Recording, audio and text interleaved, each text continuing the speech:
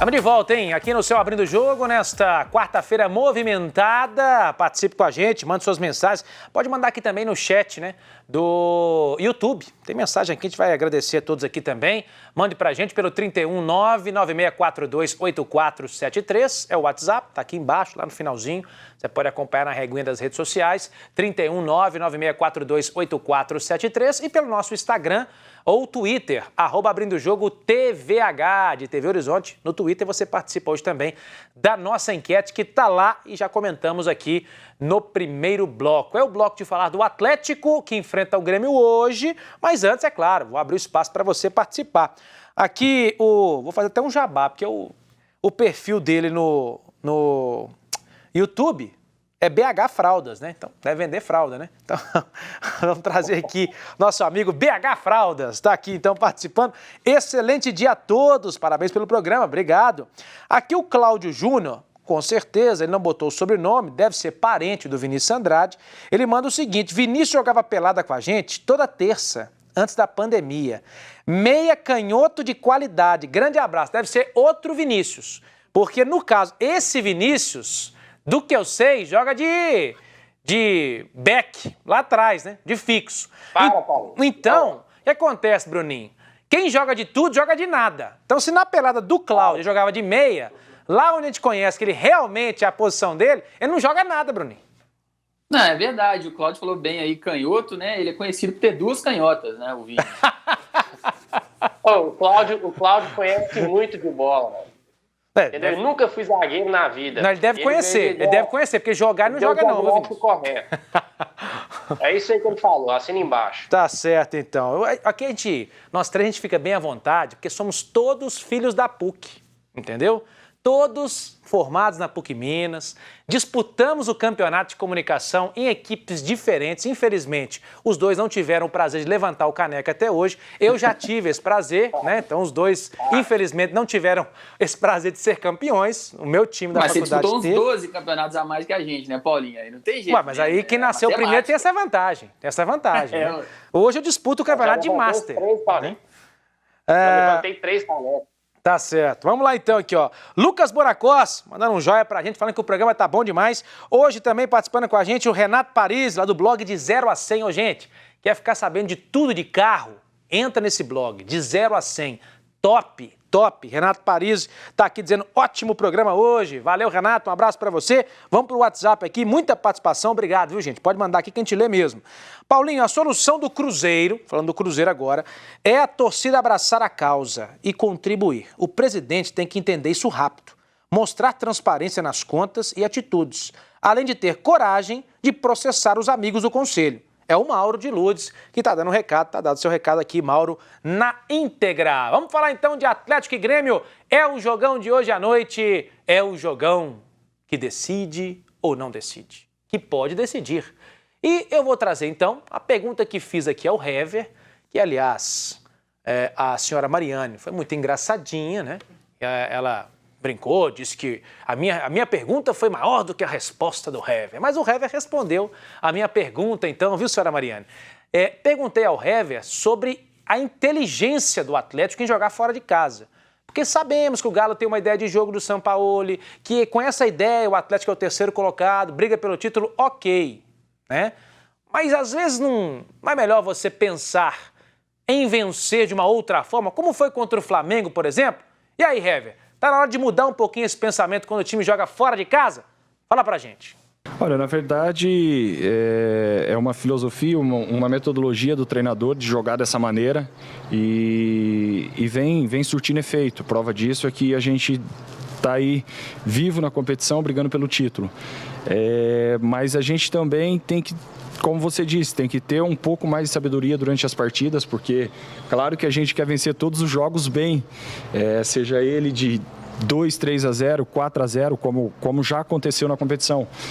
Mas em determinado momento você também tem que ter a leitura de jogo, onde você está vencendo o jogo de repente por 2-0, 3-0, e não ficar tão exposto como aconteceu nesse último jogo. A gente vencendo o jogo por 3-0 e a gente dando um contra-ataque. Eu acredito que a partir do momento que você consiga fazer esse número de gols, você pode sim controlar o jogo, fazendo com que a equipe saia mais, até porque as equipes, nesse momento, quando vem jogar com a gente, principalmente dentro da nossa casa, acaba ficando um pouco mais fechada, talvez por saberem a proposta de jogo que o Atlético tem hoje. Então, durante a partida, quando o jogo já tomou uma proporção aí de resultado, a gente tem que ter um pouco mais de consciência para que a gente não fica tão exposto como no início de jogo, que às vezes acaba sendo necessário. Então, essa sabedoria que nós temos que ter e tentar mudar para que isso não acabe atrapalhando o nosso trabalho nas partidas e que a gente possa ter uma sequência de jogos sem sofrer tantos gols desnecessariamente. Tá aí o Hever. No final das contas, ele concordou um pouquinho comigo, hein, Vinícius? Ou não concordou, não? Para a felicidade da Flavinha, nossa maquiadora, que tá mandando um beijo pro Vinícius. Tá com saudade do Vinícius, a Flavinha. Fala aí, Vinícius. Um abraço para a Flavinha, saudade também. Então, Paulinho, eu acho que o Hever, ele deu uma volta grande, mas no final ele acabou concordando com a sua pergunta. Porque eu acho que quem não concorda com essa opinião é o próprio Sampaoli. O Sampaoli é um grande vendedor de ideias, né? É da escola, por exemplo, do Guardiola, do Bielsa. São treinadores que têm uma ideia e não abrem mão dela. Eu lembro de uma história que o Thierry Henry, o francês, contou quando ele jogava com o Guardiola no Barcelona, que o Guardiola pedia para ele executar uma função e aí, em determinado jogo, ele descumpriu essa ordem dele, fez uma jogadaça, fez um golaço e foi substituído. Ele não entendeu e o Guardiola falou assim, olha, não interessa se você fez o gol, você descumpriu o que eu quero. Então, cabe também para o Sampaoli, né? Ele é muito fiel às ideias. Então, para ele, o resultado tem que ser consequência das ideias que o time aplica em campo e não buscar um resultado de qualquer jeito, como a gente fala, o resultadismo, como o Abel tem feito no Internacional. Só que eu acho, Paulinho, que em determinado momento do jogo, em circunstâncias, o time tem que ser um pouco mais inteligente para buscar segurar um resultado, né? Vamos supor, o jogo está caminhando para o final, o Atlético vencendo o Grêmio de 1-0, vai se abrir, vai se expor de qualquer forma? Não, tem que ser inteligente, tem que segurar, assim, em determinadas circunstâncias. Abrir mão do estilo ofensivo, acredito que não, mas tem que ser mais inteligente em determinadas circunstâncias do jogo, até porque isso já custou, sim, alguns pontos para o Atlético no campeonato. Ô, Bruninho, mas é abrir mão, assim, mais ou menos, né? Porque, assim, se pegar o jogo do Flamengo, o Atlético reconheceu a superioridade do Flamengo. Reconheceu que o Flamengo era melhor do que o Atlético. E nos dois jogos, tudo bem que o primeiro tem muito tempo, foi lá no início e tal, mas no de Belo Horizonte também, que o Atlético goleou o Flamengo, o Atlético mudou a ideia. Assim, não foi o time avassalador de marcar lá em cima, abafar o Flamengo, esperou o Flamengo. O tal do saber sofrer. O Atlético, então, soube sofrer lá atrás e explorou os contra-ataques. Por que não fazer isso em outros jogos? Porque contra o Palmeiras tomou 3, contra o São Paulo tomou 3. E, tô pra dizer, se hoje entrar assim, toma 3 de novo, Bruninho. Sim, mas o Hever foi perfeito na resposta dele, né? O São Paulo ele tem a ideologia dele, tem um modelo de trabalho, e querendo ou não, foi dessa forma que o Atlético chegou aí na reta final do Campeonato Brasileiro com chances reais de título.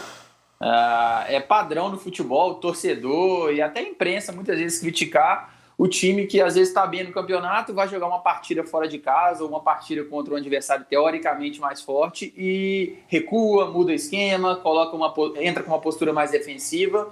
Normalmente a gente corneta esse tipo de time também, de treinador que faz isso.